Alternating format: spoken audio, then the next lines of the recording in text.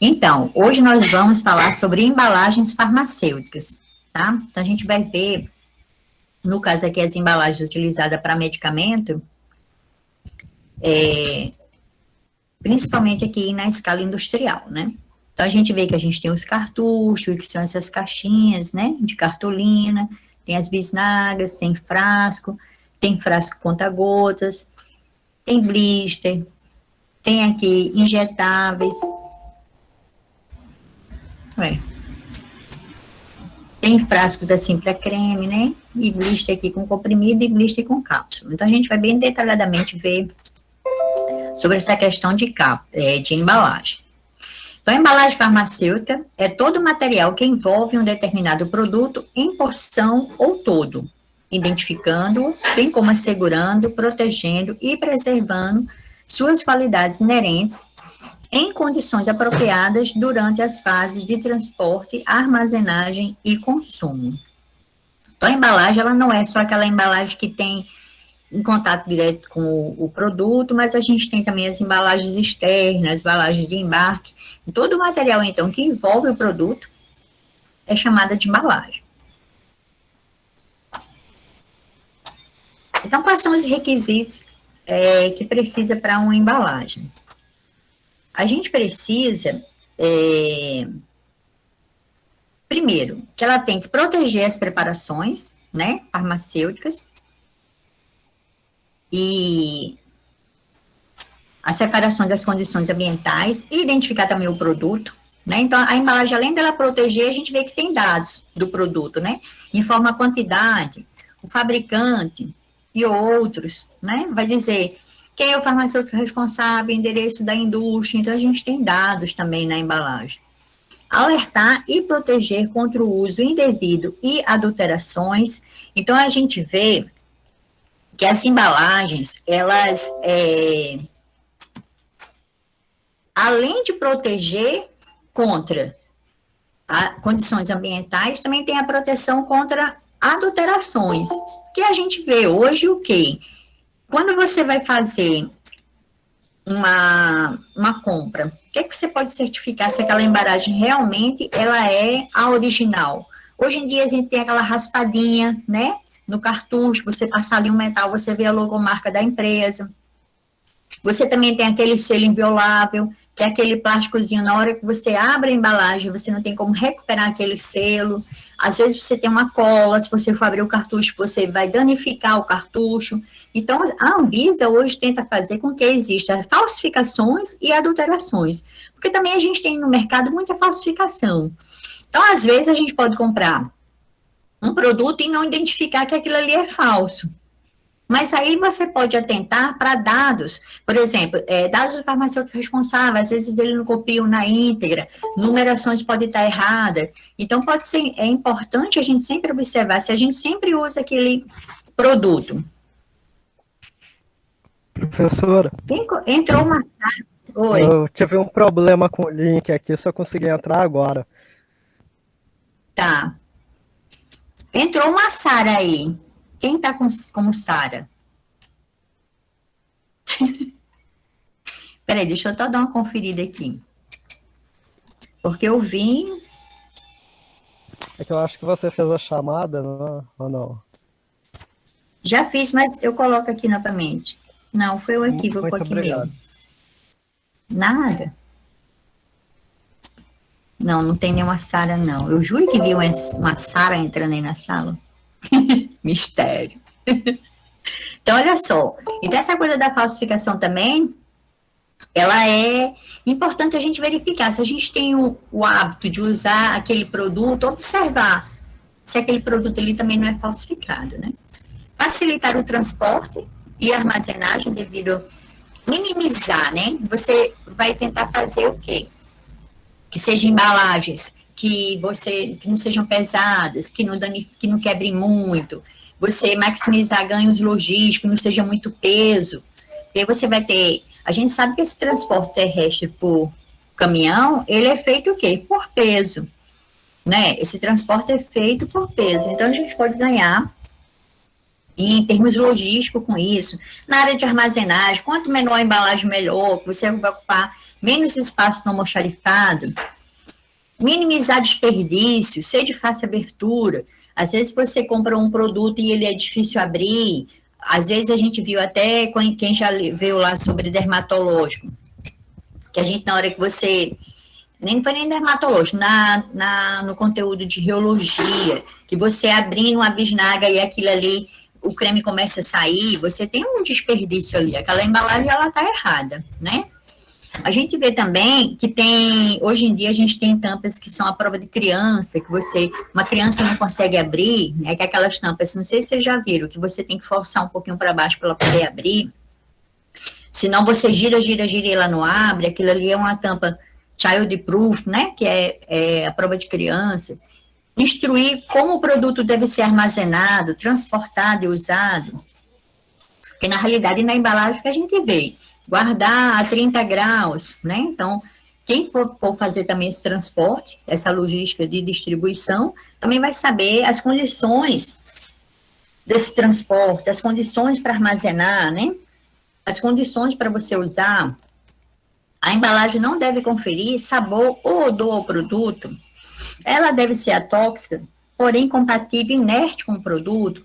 Então, a gente vê que ela tem que ser inerte, ela tem que ser inócua, né? Ela não pode interagir com o produto.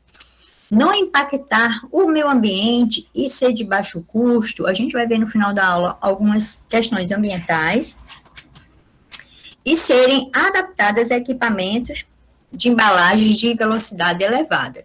Então, a gente tem que pensar o quê? Aquela embalagem, ela se adequa ao seu equipamento? Você tem uma rosqueadora? Você vai ter uma tampa cravadora ou rosqueadora? Que tipo de frasco? Se é 100 ml, se é 200 ml, a sua máquina faz envase desse volume? Então, na hora que você escolher uma embalagem, tem vários critérios que você tem que ver, né? E o importante é que essa embalagem, ela mantenha a integridade do produto. Então, ela protege, ela informa, né? Ela protege contra adulteração, ela evita desperdício, ela tem que ser de baixo custo. Apesar de que, gente, o que mais encarece um produto são as embalagens. Embalagem é um item que encarece produto. A não ser assim, algum ativo, um ou outro que realmente seja mais caro, mas na grande maioria a embalagem que dá o peso no preço do produto. Então tá, então a gente viu que a embalagem ela tem que proteger. Aí você diz, nossa, proteger contra o quê? Né?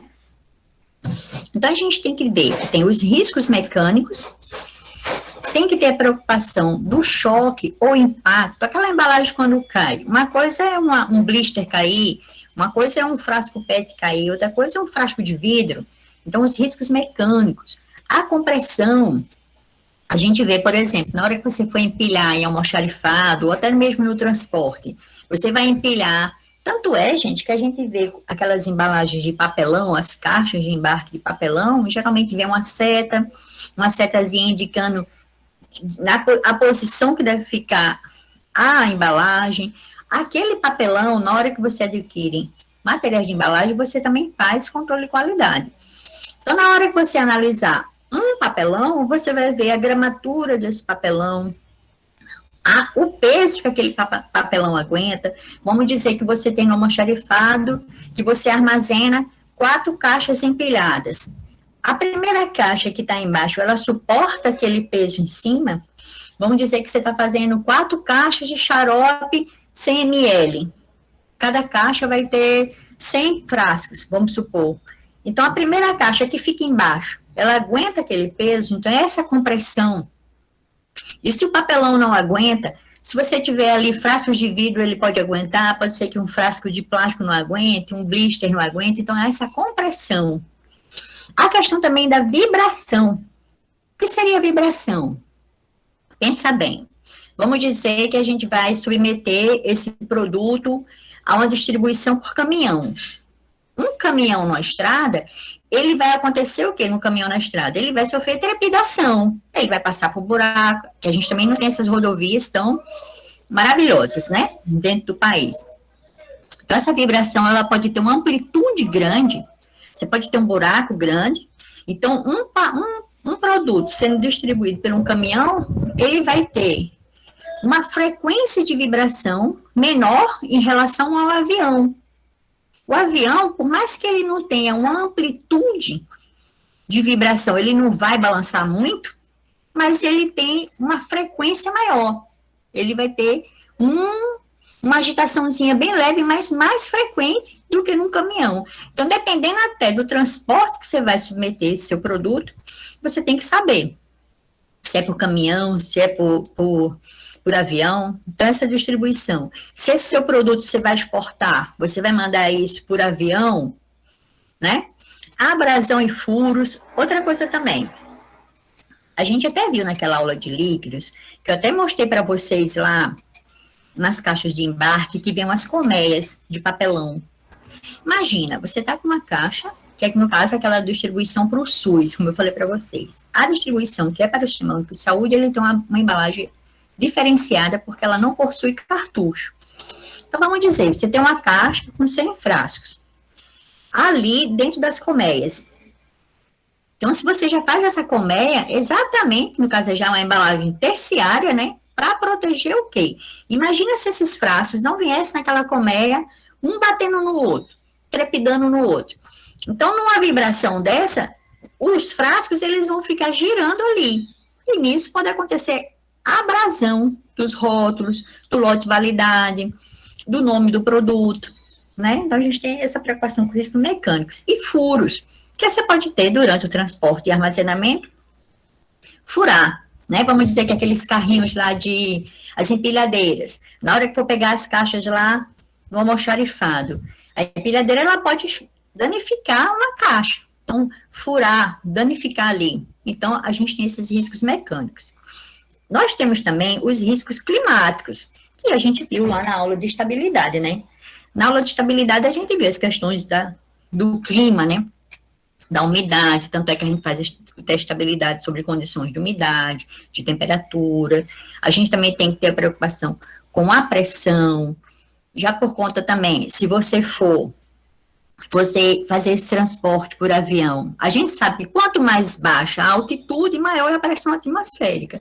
Então, vamos dizer que você vai exportar para um país que tem uma altitude maior. Então, a pressão atmosférica do país onde você vai exportar é diferente, né? Ela vai ser menor. Então, dependendo da altitude, isso vai influenciar também. A presença de luz, a presença de gás atmosférico, a gente sabe que a gente tem na atmosfera dióxido de carbono, a gente tem oxigênio, a gente tem azoto. E principalmente, quando a gente viu lá no estudo de estabilidade, é a questão do oxigênio, né? E os riscos também de particulados, de partículas, né? Para você não estar sujando, introduzindo poeira no produto. Temos também os riscos biológicos, no caso microbiológicos, que a gente viu até durante a produção, que a gente tem que ter todo o cuidado, principalmente na hora do invase, né, dessa contaminação microbiológica de produtos líquidos e semissólidos, os produtos que possuem água na sua formulação. A gente viu também na obtenção de injetável, que a gente tem que ter a preocupação desse risco, mais ainda por ser um produto estéril. Verificar também presença de insetos, cupins, roedores e pássaros, principalmente em almoxarifados. Porque os almoxarifados, querendo ou não, ele não tem um padrão construtivo igual uma área produtiva. Então, você pode ter a entrada de roedor, de pássaro. Então, por isso que faz a detetização, né? Faz ratização, coloca a tela para pássaros não estar entrando, para não estar sujando a área, né? Temos também os riscos químicos, que aí, no caso, já é relacionado à interação do seu produto com a embalagem. Então, a compatibilidade do seu fármaco com a embalagem, se aquela embalagem, ela migra algum componente da embalagem para a sua formulação, ou faz alguma absorção, ou adsorção, ou fica dissolvido. Tanto o produto pode adsorver na embalagem, como a embalagem também pode adsorver alguma coisa do produto. Se aquele seu produto ele faz extração, se ele reage com a sua embalagem, se faz corrosão, se faz erosão. Então, na hora de você escolher uma embalagem, você tem que saber qual é a interação. Tanto é que a gente vê que os solventes, a grande maioria dos solventes que a gente compra, vem em embalagem de vidro, né? Então, a gente tem que ver que, Por exemplo, ácido clorídrico vem em embalagem de vidro, né? Então, a gente tem que ter essa preocupação dessa interação. Então, as embalagens farmacêuticas, vamos falar um pouquinho. Então, fatores especiais devem ser considerados na definição do material de embalagem para produtos farmacêuticos. Deve-se, primeiramente, observar a zona climática de comercialização e a suscetibilidade da droga quanto à incidência de luz e oscilações de temperatura e umidade. A gente sabe, quando viu lá a instabilidade, que nós estamos aqui na zona climática 4, que é considerada quente e úmida, né? Então, se você for exportar, você vai ter que ver a zona climática do país para onde você vai estar exportando. Considerações impróprias de armazenagem, somadas à embalagem correta, pode tornar o produto inadequado para o uso. Quais são as consequências prováveis? Alterações físicas, químicas ou microbiológicas, danos mecânicos e acelerada degradação biológica e física. Quer ver um produto que sempre dava problema? Era o... Agora eu esqueci, mas um produto que é captopril. O captopril, ele tem umas... Na sua molécula, ele tem uns átomos de enxofre. E ele sofre uma oxidação. Aí, logo que começou a produção de captopril, se fazia com blister de PVC. Só que o blister de PVC, ele ainda é um pouco impermeável. Aliás, permeável, semi-permeável. Aí, o que acontecia? Tinha muitos lotes de captopril que eram apreendidos, por conta que estava danificando o produto, e ficava com um cheiro muito desagradável, né? Então, eles fizeram o quê? Modificaram a embalagem para PVDC, que no caso já é uma melhoria do PVC, mas compensação, o PVDC ele é muito mais caro para a produção, e ainda por cima não é reciclável. Então, a gente tem que ver se é aquela embalagem realmente, tanto é que a gente, quando faz o estudo de estabilidade, a gente faz sobre condições da embalagem primária, não é? A gente não fica lá, na hora de fazer o teste de estabilidade, você vai fazer o produto na sua embalagem primária. Então, você vai ver realmente se sua embalagem vai aguentar a exposição ali a variações climáticas, né? Então, a relação produto-embalagem ela é complexa, matéria e produto devem ter uma perfeita interação, de modo que ambos mantenham inalteradas suas características e propriedades. Então, como é que você vai fazer para selecionar a embalagem? Aí a gente vai ver alguns requisitos relacionados ao produto. Então, as características químicas e físicas do fármaco, adjuvantes da formulação, verificar também se o adjuvante não tem uma interação ali com a sua embalagem, a própria formulação. Então, como a gente viu lá no desenvolvimento farmacotécnico, a gente vai ter que ver essas características físico-químicas, né? A via de degradação e deterioração, que a gente vai ver lá, se aquela molécula é passiva de oxidação, então você pode pensar num frasco âmbar, ou ele é de hidrólise, você pode fazer um revestimento, né, dependendo também se for um efervescente, você vai ter que botar na tampa aquela silicazinha, né, para retirar a umidade. Então, você, conforme as características do seu produto, você vai escolher a embalagem que vai dar maior proteção, né. A dose, a frequência da dose, então, por exemplo, ela é um comprimido que vem no blister, ou ele é um comprimido que vem no frasco. A frequência que você vai tomar essa dose, né, a estabilidade disso, se for no frasco, vamos dizer que você compra um frasquinho que vem 20 comprimidos, aí você vai precisar abrir ele, aquele frasco, 4 vezes ao dia. Aquela exposição ao comprimido, aquela abertura, aí você está expondo o produto, ok, a oxigênio, né? Então, tem que ver isso também, até a frequência da dose. O modo de administração, se você vai fazer um produto líquido, no qual você precise, vai colocar um copinho dosador, você vai colocar uma seringa dosadora, como é que é o modo de administração? Certo? É uma pomada oftálmica, então você precisa que aquela pomada tenha um biquinho mais compridinho, é uma pomada vaginal, né? Então, dependendo da administração também, você vai escolher a embalagem. E também o tipo de paciente, né? Se é um paciente colaborativo, se é uma criança, se é um idoso. Então, dependendo também do paciente, o produto também, a embalagem também deve ser escolhida com cuidado. Agora, vamos falar também, no caso, requisitos mercado. Vamos pensar na embalagem. Quando, como e por quem deve ser usado? Ou a quem deve ser administrado? Então, quem é que vai tomar esse comprimido? Esse produto? É uma criança? É um adulto? Ou vai ser administrado num ambiente hospitalar? Ou numa clínica? Então, qual é o ambiente que esse produto vai ser utilizado? Se você vai atender o mercado interno, se é aqui no Brasil, como é que você vai fazer essa distribuição? Ou se é um mercado externo, como é que você faz também essa distribuição? Qual é a zona climática lá do país que você está mandando o seu produto? E como será essa distribuição? Vai ser por rodovias? Vai ser por via aérea? Então, você vai ter que também atentar para isso. Em relação também às instalações, a gente também tem a preocupação que eu já tenho umas máquinas na fábrica. Eu, na hora de selecionar, eu vou dar preferência para aquela embalagem na qual eu já tenha um equipamento. Ou não, eu vou ter que comprar uma máquina nova. Vamos dizer que você fazia seus comprimidos envelope e agora ele vai sair como blister. Então, você vai ter que comprar uma blistadeira.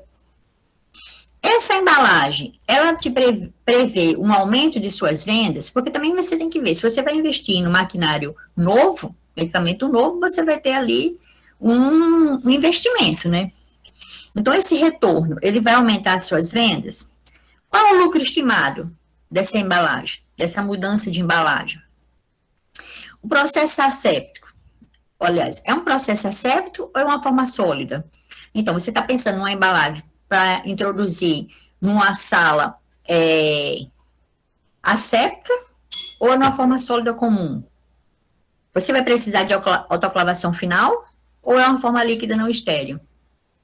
Então, você tem que ver se você, nas suas instalações, vai ter condições de receber aquela nova embalagem, né? Então, a gente vê que para selecionar a embalagem, ela não é uma coisa assim tão simples, né? E uma coisa que a gente tem que pensar é que as embalagens para produto medicamentoso, ele não pode ter layout, ele não pode ter cor, ele não pode ter nada que induza que seja atrativo. Apesar de que o ideal seria que saísse bem bonitinha, mas a gente não pode fazer isso com o medicamento. É diferente do que a gente faz com o cosmético. Porque o cosmético sai numa embalagem bonita, quanto mais atrativa, a gente fica mais seduzido a comprar, né? Mas o medicamento você não pode fazer isso. Então, elas têm uns padrões, existem umas normas para você fazer a embalagem. Você não pode introduzir qualquer coisa. Tem umas normas, né? A Anvisa toma conta também dessa parte de embalagem. Então, os principais materiais de embalagem são plásticos, vidros, metais, papel e papelão. Temos também os fechos, que nem sempre a embalagem tem o mesmo material das tampas, e materiais biodegradáveis, que hoje em dia a gente tem que fazer essa busca de material biodegradável, né? Então, vamos falar um pouquinho sobre os plásticos. A utilização do plástico em embalagem é vantajosa por um número variado de razões, incluindo a facilidade com que pode ser fabricados, a sua elevada qualidade e a variedade de apresentações que permitem, são resistentes à quebra, conferindo assim segurança ao consumidor. Como o plástico, o plástico já veio significando o quê? Que é moldagem, né? É moldável. Então, você consegue fazer várias formas de frascos plásticos, né? A gente vê pequenininho, grande, várias formas. Como você quiser fazer, você faz, né? Em formato de rosa, comprido, em tubo, em potes. Então, você pode fazer plástico de várias formas, né? São constituídos de um ou mais polímeros, juntamente com alguns aditivos, como antioxidantes, agentes antistáticos, corantes, modificadores de impacto, lubrificantes, plastificantes e estabilizantes. Os plásticos, no geral, são derivados de petróleo. Então, hoje em dia, a gente tem que ter muita preocupação com esse uso do plástico, por conta que o próprio petróleo, ele não é uma fonte de energia renovável, né? Então, a gente já compromete aí, porque a gente fica só extraindo o petróleo aí do solo, e, no final das contas, a gente não repõe isso, né? Não sei onde é que a gente vai chegar. E também a gente vê que os petrolatos, na hora que você for fazer o descarte desses produtos, você gera muita fumaça, então aí você já faz uma produção desses gases de efeito estufa, aí a gente já promove um aquecimento global, né, e aí a gente entra num ciclo aí de destruição do planeta, né, então a gente tem hoje tem um olhar muito criterioso na hora que a gente for comprar um produto em embalagem plástica. Então a gente tem, ó, os mais usados são os polietilenos, que tanto a gente tem o polietileno de alta densidade, que no caso é o PEAD, como também a gente tem o PEBD, que é o de baixa densidade. Temos também o polipropileno, o cloreto de polivinila, o poliestirena, poliamido e o terftalato polietileno, que no caso aqui são os PETs, né? A poliamida é o nylon, o poliestireno é o chamado PS, o PVC, que é o cloreto de polivinila, né? Que é muito comum, né? E o PP, que é o polipropileno. A gente também tem outros plásticos, mas os mais usuais são esses aí. Então, bora falar um pouquinho assim sobre cada um. Então, o polietileno de alta densidade é o material mais usado pela indústria farmacêutica para recipientes. É uma barreira adequada à umidade, mas é pouco eficaz contra oxigênio e outros gases. A falta de transparência e elevada permeabilidade a odores e sabores são desvantagens. Derivado de petróleo, uma fonte não renovável. Pode ser obtido de fontes vegetais, que também são conhecidos como os plásticos verdes. Realmente, tem muitos hoje em dia, inclusive sacolas plásticas, feitas desses plásticos verdes, que no caso eles fazem o polietileno do bagaço da cana-de-açúcar, por exemplo. Então, tem esses plásticos verdes, né, que aí são melhores, porque aí você tem uma reciclagem melhor, né, que você está trabalhando com um produto vegetal, podendo ser até biodegradável, né? Na realidade, gente, a grande maioria, esses plásticos aqui todos, eles são recicláveis. Mas reciclável não significa que seja bom para o planeta. Porque o que a gente recicla? Acho que a gente não recicla nem 3% do plástico que é produzido no mundo. Então, mesmo que venha que seja reciclado, como é que é feita essa reciclagem? Aonde se faz? Né? Então, é bem preocupante mesmo.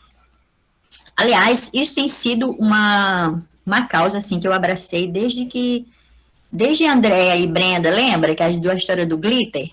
Que eu comecei a ler sobre essa questão do plástico. Professora, eu lembro sim. Lembra? Desde aquela época ali que eu fiquei preocupada. Falei, nossa, para vocês verem, assim, apesar da gente ser, que a gente, querendo ou não, nós somos privilegiados, está dentro da universidade, né? Mas a gente não atenta muito para essa questão ambiental. Uma ou outra, assim, que a gente vê que se preocupa, né? Mas hoje em dia eu tenho essa preocupação, viu? Eu tenho lido muito sobre isso, inclusive hoje eu vou fazer uma palestra sobre isso, né? Na Faculdade Santíssima Trindade. Aí vou abordar sobre isso. Então eu tenho lido muito sobre isso, gente. É bem preocupante, muito preocupante mesmo. Então, ó, o polipropileno é bastante utilizado, pois apresenta uma resistência elevada à maioria dos químicos, onde se inclui ácidos fortes, bases e a maioria dos materiais orgânicos. Adequado para embalagens esterilizadas, mas a falta de transparência continua a ser um problema importante. É obtido a partir do gás propeno, que no caso o PP. O PVC pode ser produzido com a transparência do cristal, proporciona uma barreira adequada ao oxigênio e apresenta uma maior dureza. É usado frequentemente na sua forma pura por ser barato, transparente e facilmente processado. O PVC é formado por 57% de cloro e 43% de eteno, que é um derivado de petróleo. Para uso geral, é um plástico rígido e transparente, aliás, aqui o poliestireno, no caso, né? É um plástico rígido e transparente como o cristal. Há vários anos que é usado em farmácia para condicionar formas farmacêuticas sólidas que por ser relativamente barato. Atualmente não é utilizado para os produtos líquidos.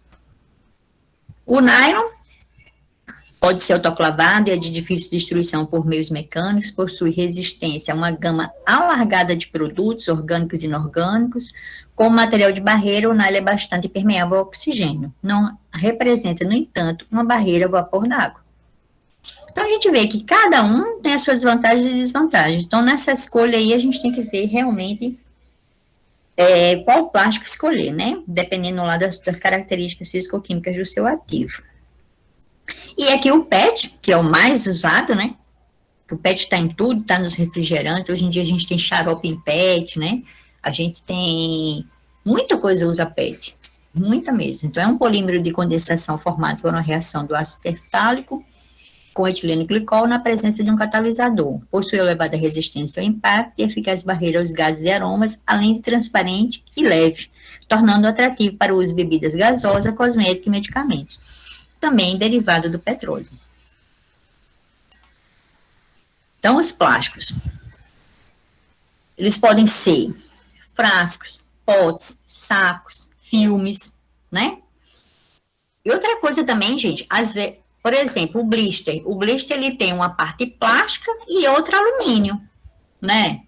A gente também vê, na hora que você vai fazer a termossoldagem, por exemplo, de um sachê, você vê que por fora ela é papel, mas por dentro tem alumínio, no meio tem alumínio, e ainda por dentro, para permitir a termossoldagem, polietileno, plástico. Então, as vantagens são não reativo, estabilidade térmica, proteção contra o ar e vapores, maleabilidade, uso combinados com outros materiais, como no caso aí que eu falei do sachê, alumínio e papel. Tá? Então, dependendo também, a gente não pode nem dizer assim que ele seja não reativo por completo. Então, dependendo do plástico que você escolher, ele pode apresentar alguma reação, né? Que a gente viu lá que alguns apresentam. Os materiais de embalagem são escolhidos para aumentar a vida útil do medicamento o máximo possível. O plástico representa 30% das embalagens de produtos farmacêuticos, substituindo boa parte do vidro. É o material mais usado para proteger o produto interno, pois é mais leve e resistente, tem mais versatilidade no design e mais popularidade entre os consumidores. Então, o plástico hoje em dia ele é um grande problema mundial, né? Quem não assistiu a aula ainda de dermatológico, eu acho que eu falo na aula lá no vídeo. A previsão é que se a gente não fizer nada até 2030, a gente vai ter um peixe para um plástico no mar. Tanto é que existe uma agenda 2030, né? Agenda 30, que é essa preocupação da gente fazer, a humanidade fazer já alguma coisa já. E a previsão é que se a gente não fizer nada daqui até lá, em 2050 a gente vai ter 2 plásticos para um peixe no mar. Então, ou a gente atenta para isso urgentemente, ou a gente vai navegar no mar de plástico, né? E vamos morrer à míngua aí e aquecida aí pela terra, vamos morrer todos, vamos ser exterminados. A gente tem que cuidar com isso urgentemente. Então, a gente tem também, ó, o vidro. Curioso. Que é muito utilizado. 43% do plástico no mar é rede de pesca. Eles nunca falam isso. Agora também, né? Agora, realmente, os pescadores... Mas também é o seguinte, eu acho que tudo passa pela uma educação mesmo, pela uma prevenção, né? Educar mesmo, né? Porque senão, se a gente ficar nessa coisa de cada um por si, Deus por todos, o mar vai ficar abarrotado de plástico mesmo. Inclusive, a gente tem muitos microplásticos, que no caso aí já são os plásticos que sofreram degradação, eles ficaram muito pequenininhos. Aí você não tem como nem na rede de esgoto, no tratamento de esgoto, reter essas micropartículas. Então, termina que interfere até na cadeia alimentar, que aí o peixe come o microplástico e a gente come o peixe. Então, por fim, a gente está comendo plástico também, né? É complicado, viu? Então, vamos lá. Então, vamos falar aqui agora sobre o vidro. O vidro é largamente usado em embalagens para medicamentos porque confere proteção adequada aos medicamentos, é econômico e os recipientes encontram-se disponíveis numa grande variedade de tamanhos e formas. É quimicamente inerte, impermeável, forte e apresenta rigidez. O melhor seria a gente ter tudo de vidro, né? É porque acho que na época de vocês, mas na minha época ainda, assim, ainda peguei na infância, para você comprar um refrigerante, você tinha que levar o frasco de vidro. Era retornável, né? Você só comprava se você levasse o casco, a gente chamava de casco, né? Se fosse comprar uma cerveja, você tinha que levar. Então, era interessante porque tinha essa troca, né? Você não ficava acumulando em casa. Então, o vidro era muito utilizado nessa época, né? Aliás, o plástico hoje em dia, gente, substitui até móveis, né? Que a gente tem mesa de plástico, cadeira de plástico, né? Só falta até guarda-roupa de plástico.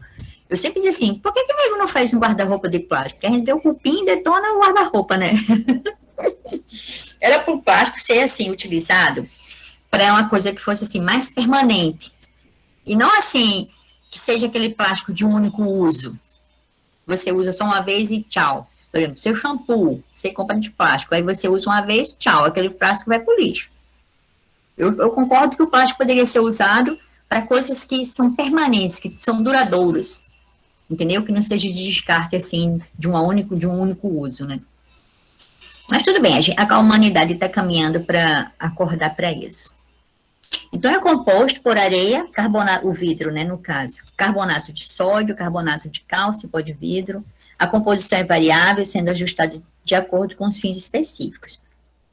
Os cátions mais comuns encontrados no vidro para uso farmacêutico são o silício, o alumínio, o boro, o sódio, o potássio, o cálcio, o magnésio, o zinco e o bário. Por exemplo, a redução da proporção de íon sódio torna o vidro mais resistente. Então, eles fazem um tratamento no vidro para que ele tenha mais ou menos cálcio. Cátions, aliás. Então, a gente tem aqui o tipo 1, tipo 2, tipo 3, tipo NP. Que, na realidade, quando a gente olha lá na farmacopeia e vai ver as monografias dos produtos, ele já classifica ali. Produto tem que ser em vidraria tipo 2, tipo 3, tá? Então, o tipo 1 é altamente vidro borossilícico, altamente resistente. Uma parte substancial dos cátions alcalinos e alcalino terrosos são substituídos por boro e ou alumínio e zinco. Então, a gente tem esse tipo 1. Temos também aqui o tipo 2, que é o vidro sódico cálcico tratado. São feitos de vidro sódico cálcico comercial que foi desalcalinizado ou tratado para remover a alcalinidade da superfície. Então, a gente tem aí que no caso é o vidro tratado, né? Desalcalinizado. Temos também o tipo 3, que é o vidro sódio cálcio normal, que no caso aqui esse aqui é o vidro normal. São feitos desse vidro comercial de resistência química superior à média. E temos também o tipo NP, que são esses vidros sódio cálcico para não parentérico.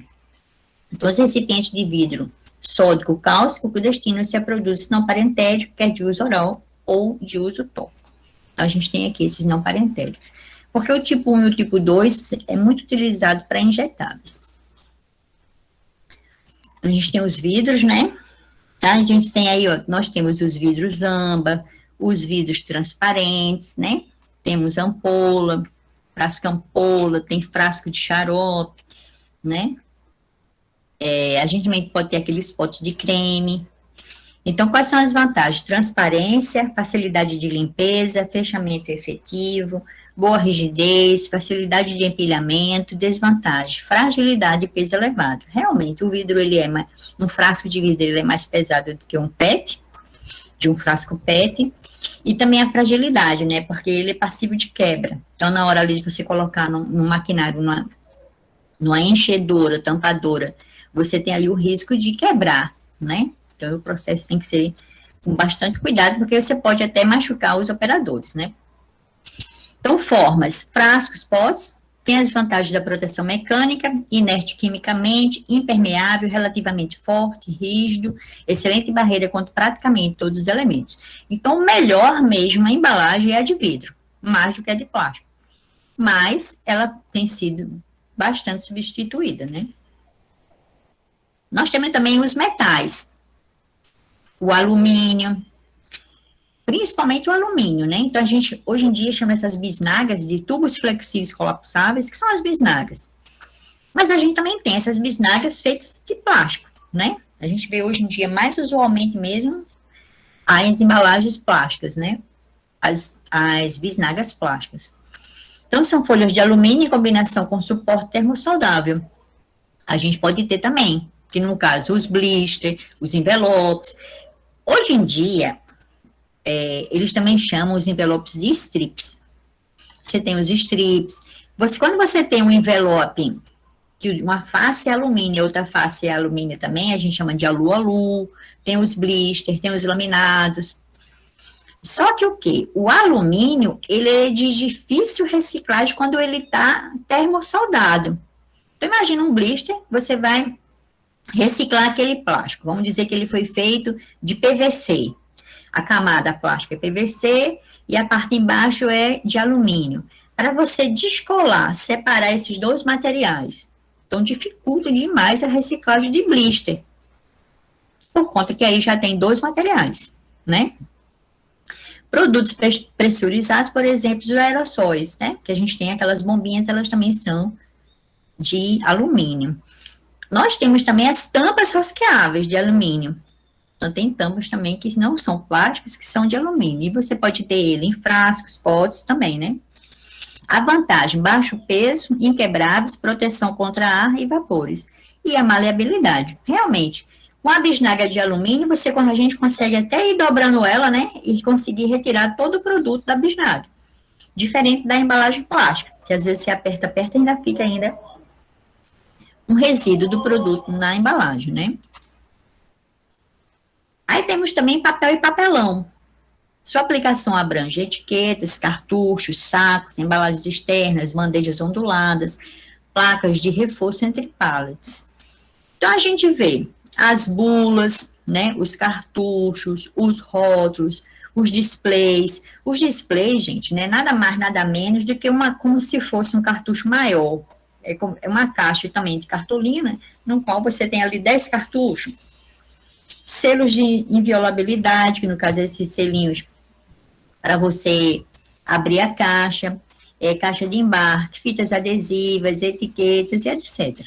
Então, a gente também tem dentro dos papéis os materiais que são impressos, né? Que você vai ter aí os dados do produto, quantidade do produto, farmacêutico responsável, número do lote, endereço da empresa, registro do Ministério da Saúde.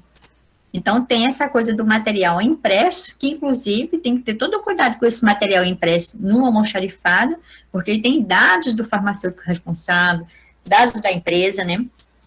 Então, você tem que ter o cuidado na hora que você for disponibilizar para colocar no lote. Então, a principal função desses componentes é levar informações úteis que devem obedecer determinações legais sobre o produto. Então, a gente tem norma de bula, norma que tem que ver escrito no cartucho, norma que tem escrito no blister. Para isso tudo tem norma. A gente não pode escrever qualquer coisa, tem as normas. E tem aqui os fechos, né? As tampas, os copinhos, né? As tampas à prova de criança. Então, você pode ter tampas rosqueáveis, de encaixe ou cravadas, tá?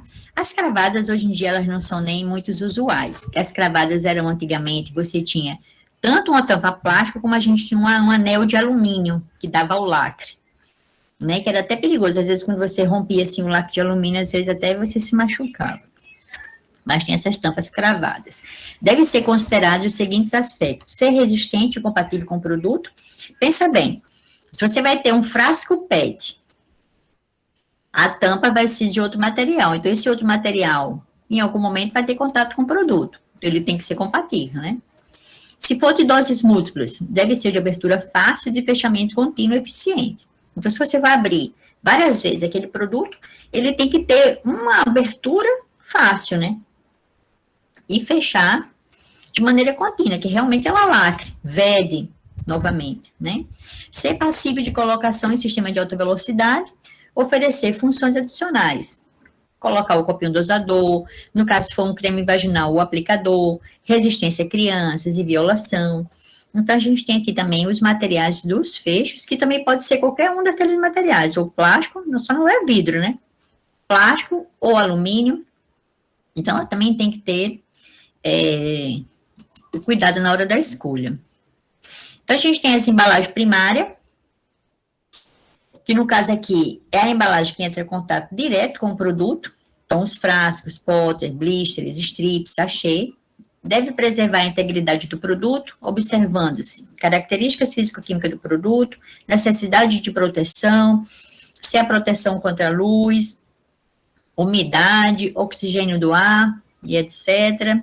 Os materiais não devem ser tóxicos, não reagir com o produto e não ceder odor ou sabor ao produto. Então, isso a gente até viu já lá no início, né? Quais são os requisitos da embalagem. Então, nós temos embalagem primária. Aqui a gente tem blister. Temos blisters de PP, de polipropileno, de PVC e alumínio, de PVDC e alumínio. Então, a gente vê que tem plástico e alumínio, né? Então, esse é o tipo de embalagem aqui do blister. Nós temos também os strips, que também a gente chama de envelope, porque ele não é rígido como o blister, né? Ele é mole. Então, você pode ter esses strips de papel, que a gente chama de papel poli, porque ele é papel, mas para você conseguir fazer essa termosoldagem das duas faces, da frente do strip e do verso do strip, para você fazer essa termosoldagem, esse papel ele tem que ter uma camada de polietileno, porque senão você não vai colar um papel no outro. Então, é papel poli. Você pode ter também envelopes, que a gente chama de alumínio, então, ou então de alu. A gente também tem blisters, alumínio, que também pode ser blister alu. Então, a gente vê que também existe blister assim, né? Frasco de vidro com a tampa metálica, frasco PET aqui com uma tampa de polipropileno. A gente também tem aqui os sachês, ó. Você vê que ele é um papel, mas quando a gente rasga, a gente vê que tem alumínio e que tem plástico. Ele não é só papel, né? Então, esse aqui também é um produto que termina, gente, que essa coisa de sachê, além dela secar a produção, ele é um complicador também na hora do descarte, que você fica com essas embalagens individualizadas, que aí você gera mais lixo ainda, né? Professora, quando é colocado no strip, chama de envelopamento? Envelopamento, exatamente. Boa pegada aí, viu, Ícaro? Porque lá naquele exercício tem lá, envelopamento. Naquele exercício lá que tá para vocês fazerem. Aí aqui, ó, cartucho. Eu cheguei a achar site de envelopamento de carro quando eu procurei. Ah, tem. Exatamente. Porque é o seguinte, a gente tem que ver que muitas das atividades da indústria de medicamento, muitas coisas são utilizadas nas outras indústrias, né? Muitos termos, inclusive muitos maquinários. Que eu até estava procurando para vocês, quem for assistir a aula de dermatológico vai ver. Eu estava procurando um laminador, para mostrar para vocês o que é um laminador. Aí, quando foi ontem de noite, depois que eu gravei a aula, eu falei assim, poxa, eu fui burra, era para eu ter procurado, em vez de laminador, que eu tinha procurado no YouTube, laminador, só que eu disse, não, eu vou procurar como um moinho de rolo. Aí achei moinho de rolo, tanto é que eu botei lá no Moodle o vídeo do moinho de rolo, que é um laminador. Aí o moinho de rolo é utilizado na indústria de cerveja, para moer os grãos. É isso que a gente vê. Às vezes você vai procurar pelo equipamento, você vê que aquele mesmo equipamento serve para outras coisas, não só para a indústria farmacêutica, né? Aí nessa questão de envelopamento, a gente até vê nos aeroportos assim, que envelopa as bagagens, né? Que no caso você passa aquele PVC assim, faz um envelope, né? Para proteger ali a mala, né? Então a gente tem aqui os cartuchos, ó, que são essas caixinhas de cartolinas, as bulas, que tem aí todo o material impresso, com dados do produto, do fabricante, né? Os rótulos, né? A gente vê que os rótulos aqui vai ter também todas as informações, é material impresso. A gente tem aqui o display, ó. O display a gente vê que ele é como se fosse um grande cartucho, né? Ele tem várias caixinhas dessas menores no display. A gente tem as caixas de embarque, ó, que é de papelão. As etiquetas também, né?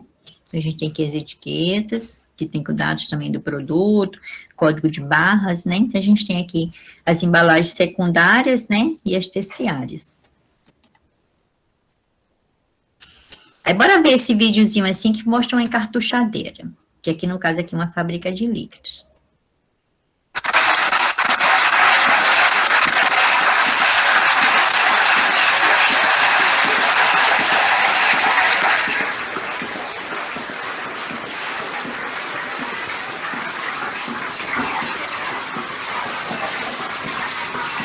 Aí já coloca a bula, tá vendo, ó? A bula já vem aí, ó, no fundo do frasco, né?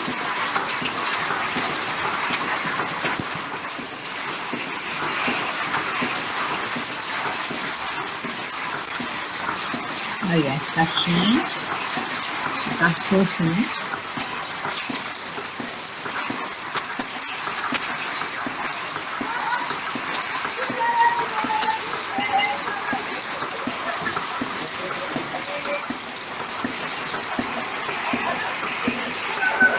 Aí a máquina já vai fazendo as dobras, tá vendo? É muito legal, né, não?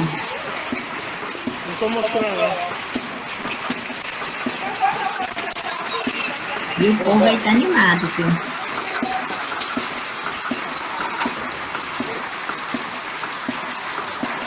Vocês estão vendo aqui, que eu chamo para vocês, que é a mesa alimentadora? Vou dar uma parada aqui só para mostrar. Olha só. Então, esses frascos aqui, ó, vieram da enchedora, tampadora. Então, você vê que eles vêm, fica aqui numa mesa acumuladora, ó. Que eu lembro que eu falei para vocês, da mesa acumuladora fica acumulando para dar conta dessa capacidade dessa máquina aqui, deve ser diferente da de trás. Então, ela segura aqui um pouco, né? Então, o frasco já vem, ó, com o copinho, já está envasado e com o copinho, né? Então, esse aqui a gente tem uma linha de enchimento de líquido, né? E no caso aqui, uma linha de embalagem de líquidos. Aí, tanto a gente está vendo aí o enchimento, e aqui também, no caso, já a embalagem secundária, né? E a terciária. Então, é a embalagem completa aí de líquido. Legal, né? Eu vejo esses vídeos, assim, industriais, eu só lembro daquele vídeo de Charlie Chaplin, que ele ficava repetindo o mesmo exercício o dia inteiro. Imagina esses operadores que ficam o dia inteiro fazendo a mesma coisa, gente em pé, né? Quem for trabalhar em indústria aqui, do grupo, da turma, vocês vão ver, é sacrificado, é a coisa do capitalismo mesmo, viu? Você é sacrificado. E quem trabalha em controle de qualidade piorou, está sempre em pé analisando. Bora ver aqui uma blistadeira.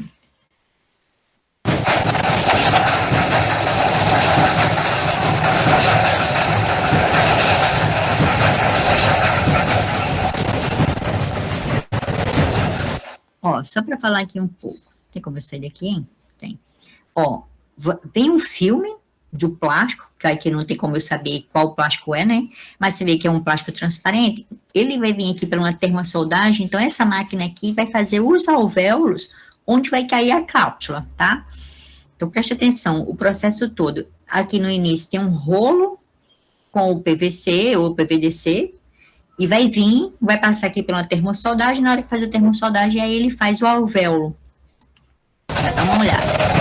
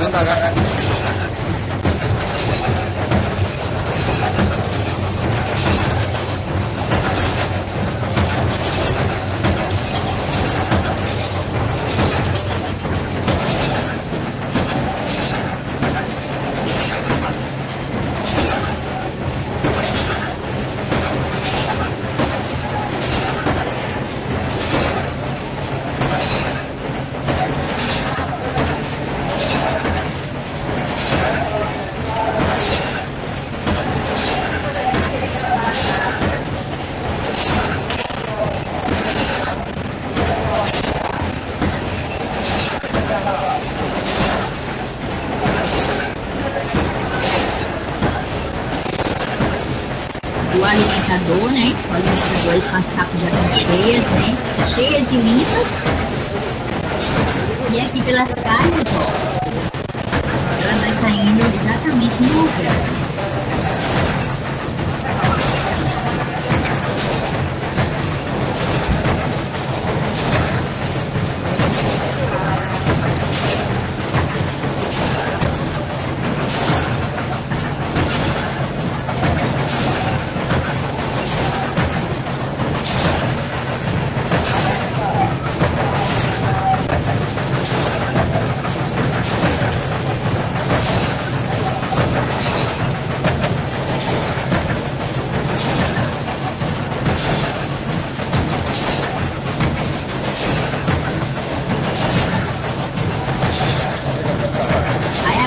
Receber o alumínio. Tem uma soldagem aí, colando o alumínio ao plástico.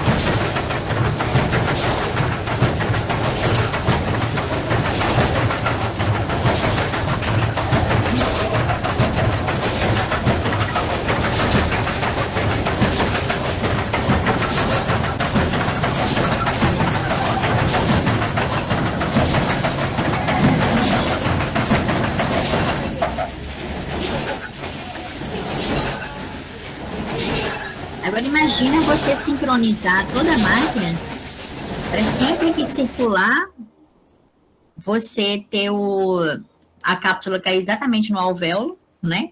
Porque tudo é o seguinte, gente, vocês têm que imaginar que na hora que você está fazendo uma produção, você vai utilizar aquela máquina.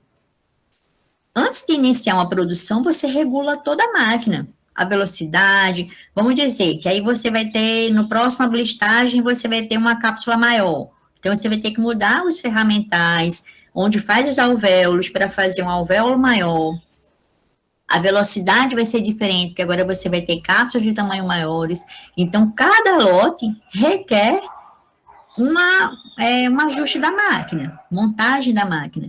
É por isso que quando a gente viu lá PPCP, que é importante na hora que a gente faz aquela programação da produção, do planejamento, né, a gente pensar, não, vamos fazer todos os comprimidos tamanho 9 milímetros, ou vamos fazer todas as cápsulas tamanho 1, porque aí você mexe o menos possível no maquinário, nessa troca de ferramental do maquinário, para você ter que fazer ajuste.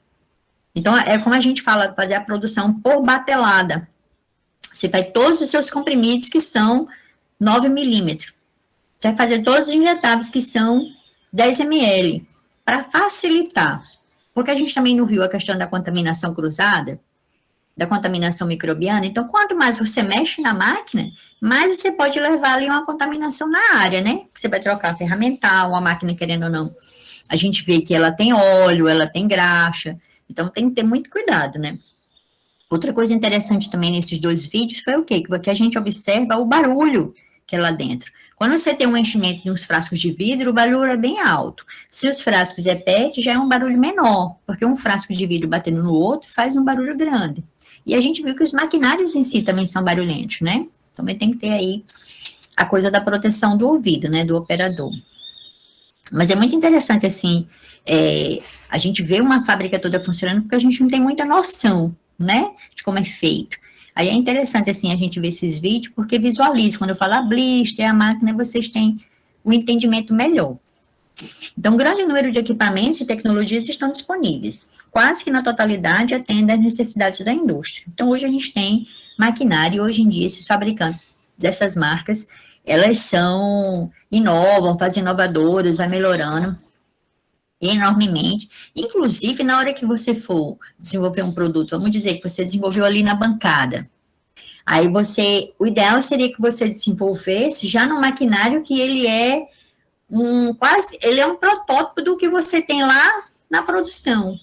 Quando você fizer essa transposição de escala, não vai dar muito diferencial, porque você tem um equipamento que tem o mesmo princípio do maior, entendeu? De maior capacidade. Então, é interessante você já fazer o desenvolvimento nessa perspectiva. Inclusive, contactar esses fabricantes. Eu quero um produto assim, eu quero uma emulsão fina, o que você me aconselha? Você tem máquina para isso? E se a gente não vai chegar, gente, e comprar qualquer máquina? Hoje em dia, eu não sei se esse ano teve, mas anualmente tem uma feira de equipamentos da indústria farmacêutica e cosmética em São Paulo. Gente, é uma grande feira de equipamentos. Então, as marcas, elas vão lá, elas instalam, elas fazem até pequenas fabriquetas, assim, para você ver os maquinários funcionando. Aí você vai ver, nossa, isso serve para mim, você vai lá em cada stand daquele, conversa e vê, certo? Então, você não vai escolher uma máquina assim do nada, né? Você vai dialogar lá com o fabricante também, conforme a sua perspectiva de embalagem, né? Que você já fez ali um estudo da sua formulação, você sabe, não, eu quero essa embalagem aqui. Inclusive, você pode também, dentro dessas feiras, tem as pessoas que vendem esses materiais de embalagem. Então, essa feira não é só de equipamento, mas também de material de embalagem. Então, tem como... É interessante. Agora, é um mundo, gente. É para você ir, assim, uns 2 dias. Eu já fui, assim, uns 3 anos seguidos. É muita informação. Você enlouquece. Enlouquece, porque a feira é enorme. E um dia só não dá para você circular em todos os estandes. Então, quem estiver lá para São Paulo, geralmente acontece assim, outubro, novembro. Eu acho que esse ano, quando a pandemia, não deve ter acontecido, não. Então, o grau de complexidade e automação, né, na hora que a gente for escolher, depende das características do produto, norma e legislação aplicável, mercado e nível de demanda e aspectos econômicos e financeiros. Também você tem que ver se você vai ter cacau, né, para bancar um investimento, por exemplo, de uma máquina que seja totalmente automatizada, né. Olha só que interessante, que eu trouxe para vocês aqui um pouquinho, como a gente está falando de embalagem, a gente sabe que as embalagens, elas são hoje o grande problema da indústria farmacêutica, inclusive para a gente que tem os medicamentos em casa e que virou resíduo, que a gente fica sem saber até onde jogar, né? Joga até, às vezes jogo até dentro do ralo, que eu fico, no ralo não, no vaso, que é um complicador, né? Que você está jogando ali um ativo dentro de um esgoto, tudo bem que vai ter um tratamento, mas de qualquer maneira você está jogando ali, um resíduo, né? Aí o interessante também é que agora saiu um decreto novo, mas bora ver aqui. Então, o Brasil dispõe de normas que regulamentam o destino de resíduos sólidos, dentre eles podemos destacar. A gente tem aqui essa resolução da CONAMA, que é de 2005, e ela classifica os resíduos do serviço de saúde por grupos. Tem também uma lei, que foi a lei que instituiu a Política Nacional de Resíduos Sólidos. Essa lei ela já tem 10 anos, né? Ela foi de 2010. Em seu artigo 13, na linha G, abrange os resíduos de serviço de saúde, porém não determina nenhuma solução para este problema ambiental e de saúde pública. Então, realmente, a gente fica sem saber o que fazer com esses resíduos, né? E quando foi em 2018, a Anvisa liberou uma RDC, a 222, a 222, que regulamenta as boas práticas de gerenciamento dos resíduos de serviços da saúde. De acordo com essa resolução aqui, e essa resolução aqui da CONAMA, os resíduos de medicamentos são classificados no grupo B, que no caso é de resíduos químicos. Então, que contém substâncias químicas e pode apresentar risco à saúde.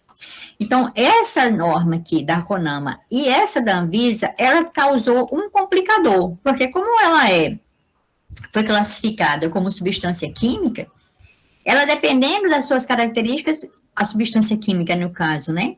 Ela pode ser inflamável, corrosiva, reativa, pode ser tóxico. Então, isso dificultou a implantação do próprio logística aqui de reversa, que a gente chama, né, dos medicamentos. Então, ficou difícil esse manejo com essas resoluções. Quando a gente fala de logística reversa, é ok. A gente não faz a logística para distribuir, a reversa é o contrário. Seria o quê? Como o consumidor vai devolver aquele blister para o seu fabricante? É você fazer o inverso, né? Porque pela essa lei aqui, de 2010, todo produtor, ele é responsável pelo resíduo que ele produz. Então, ele tem que dar uma maneira de sumir, de reciclar ou incinerar o seu resíduo, tá? Outra coisa, gente, nessa resolução, nessa lei aqui de 2010, a gente não chama mais de lixo, a gente chama resíduo. O resíduo é aquilo que é reciclável, e rejeito é aquele que não tem jeito. Você não tem como reciclar. Então, o rejeito vai para os aterros sanitários, mas os resíduos, eles têm que ser reciclados. Então, a gente vê que essa preocupação com o meio ambiente, ela já vem muito antes, né? Mas a gente tem avançado. Então, a gente vê que essa resolução, ela estabeleceu, como ela estabeleceu que o medicamento, essa resolução aqui da Anvisa, era uma substância química, ela dificultou essa logística, porque como é que você ia fazer essa logística de reversa de um produto químico que você está dizendo que pode ser corrosivo, pode ser inflamável, né? Então, dificultou um pouco, mas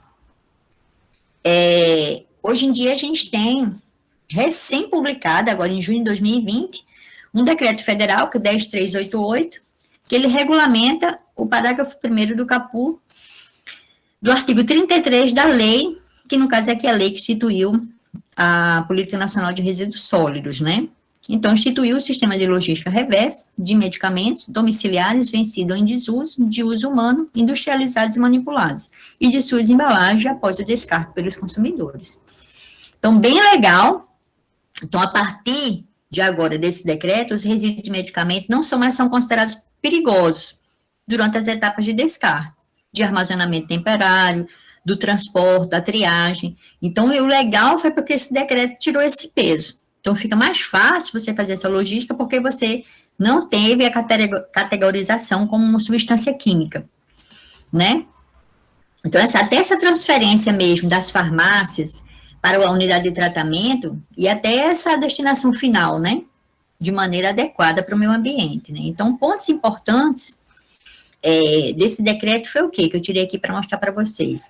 Os consumidores descartam os medicamentos e suas embalagens nas drogarias e farmácias, que ficam obrigadas, caso aceitem em caráter voluntário, fazer parte da logística reversa dos medicamentos, a adquirir e manter em seus estabelecimentos dispensadores contentores.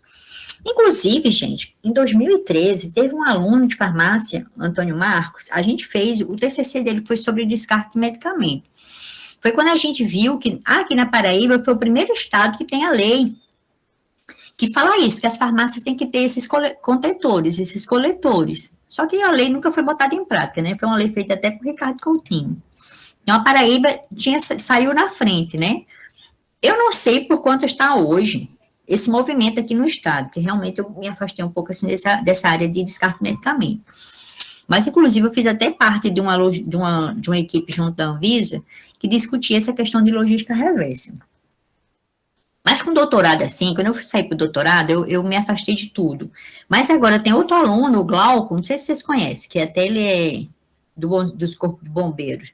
Ele está fazendo novamente um TCC nessa área de logística reversa. Aí está bem interessante assim, porque a gente tem estudado bastante sobre o tema. Então, os distribuidores ficam obrigados a coletar os medicamentos descartados pelos consumidores. Então, ó, o consumidor vai lá na farmácia e deixa. Aí o distribuidor vai pegar lá da farmácia, certo? Os fabricantes e importadores ficam obrigados a custear a destinação ambientalmente adequada aos medicamentos descartados pelos consumidores.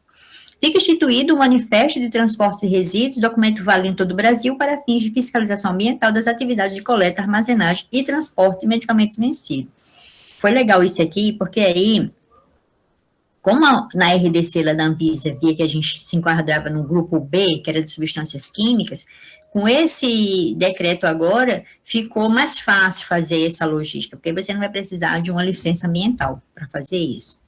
Então, a primeira fase será início agora, ó, mês que vem, que vai começar realmente a acontecer essa questão da logística reversa no país, né?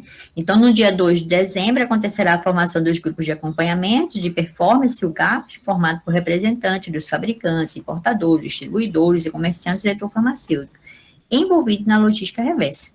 Esta fase ocorrerá nas capitais e cidades com mais de 500 mil habitantes. Então, provavelmente aqui em João Pessoa deve acontecer, né? Se é um decreto. Então, esse decreto, ele o que permitiu essa viabilidade até econômica e técnica, né, de fazer essa logística. Então, ficou bem interessante mesmo. Outra coisa, assim, que eu também achei interessante falar, que eu nem botei aqui, foi o quê? Que dentro desse decreto não se aplica o quê? Medicamentos de uso não domiciliar. Então, aqueles medicamentos que são utilizados a nível de hospital, vai ter que ir lá para o resíduo do hospitalar, né, porque a gente tem coisa, até a questão mesmo das contaminações lá, né, hospitalar mesmo, das infecções, né, e medicamento veterinário também não entra nesse decreto, e também os medicamentos que são descartados por prestadores de serviços públicos de saúde pública. Então, ficou só mesmo o que é o consumidor mesmo, dentro do decreto. Outra coisa, assim, bem legal, que eu trouxe para vocês verem que a gente tem avançado, que hoje em dia tem que ser um olhar mesmo. A gente viu aqui, ó, o desenvolvimento de uma embalagem biodegradável para medicamentos, vence concurso universitário, no caso lá na Costa Rica. Então, esse blister aqui, que eles chamaram de ecoblister, é uma lâmina plástica criada com o uso de polímeros biodegradáveis à base de amido de mandioca. Olha que legal, né? Que ainda é biodegradável, resistente ao calor e à umidade. Quem tiver interesse, vocês vão aqui nesse e-cycle, que aí tem... Aliás, gente, essa página aqui é muito interessante, tem coisas muito legais mesmo nessa área de reciclagem mesmo, nessa questão ambiental. Então, você vê que aí você elimina ali a coisa do blister, né, desse plástico de PVC ou de PVDC, e o pior que o PVDC, que é uma melhoria do PVC, ele nem é reciclado, né, então, bem interessante. Então, aí, um problema a menos aí, né? E outra coisa que também foi uma farmacêutica que revoluciona a embalagem de medicamentos com nanotecnologia. Essa farmacêutica, ela é formada na USP, em farmácia, ela junto com o irmão, que é engenheiro de materiais, desenvolveram uma modificação no PVC que ele virou um concorrente do PVDC. Então, na realidade, aqui, o que ela fez com nanotecnologia foi fazer com que as indústrias não utilizem mais o PVDC, que no caso do PVDC, realmente o PVDC ele é muito mais impermeável do que o PVC, tem mil umas vantagens, mas ele não é reciclado. Aí ela conseguiu fazer essa melhoria. Primeiramente, ela fez, quem quiser também olhar lá a reportagem, primeiramente ela fez uma melhoria no alumínio, aí depois ela viu que poderia incorporar também no plástico. Então, ela fez um impermeabilizado, um papel impermeabilizado com nanotecnologia, né, que substitui o alumínio e depois substitui o plástico. Então, isso foi bem interessante, porque aí ela disse que quando colocado o filme de PVC, como se faz hoje, a sua recuperação é muito difícil, por conta para você eliminar o plástico do alumínio. E com o desenvolvimento dessa tecnologia, permitiu obter uma embalagem totalmente reciclável. É possível recuperar o papel, o PVC e até a água utilizada no processo de fabricação. Então, bem interessante, né? Então, a gente vê que tem muita coisa assim que já tem avançado, né? E a ideia é essa mesmo. É que a gente tente ter um olhar mais ecológico mesmo, preocupação com o meio ambiente. Outra coisa que eu trouxe para vocês também, que às vezes a gente vê na embalagem e fica, nossa, o que é isso, né? Então, a gente vê todos os plásticos que são recicláveis, eles vêm com essas 3 setinhas aqui, esse triângulo, que são essas setinhas. Então, você tem, geralmente na embalagem vem 1, 2, 3, 4, tem pelo número. Uma outra embalagem vem identificando que plástico é embaixo.